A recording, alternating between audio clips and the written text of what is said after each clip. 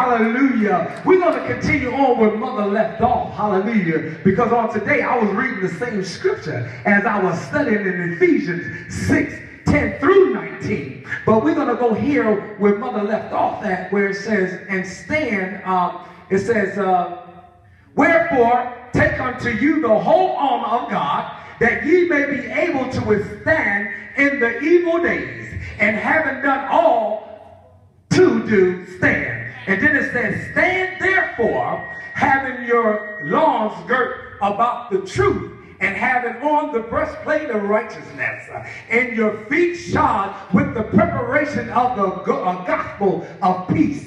When I was studying the word, I just can remember in my mind that God said no matter what happens in your life, you got to stand.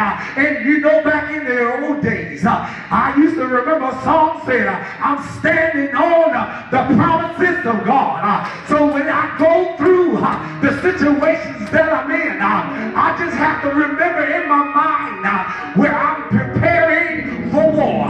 No matter what kind of devil should come my way, no matter what kind of adversary would try to kill me, the Bible tells me in Ephesians 6 just to be prepared by putting on a whole armor of God.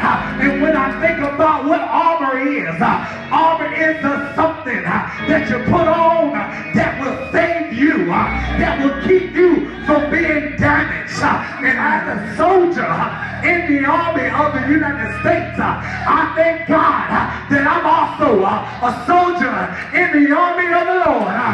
So whenever you feel down and you think you can't make the battle, God said, hold on, don't let go, hold your peace, I'll fight your battle. So all you got to do is keep your head up and continue to stand. Hallelujah. Thank God.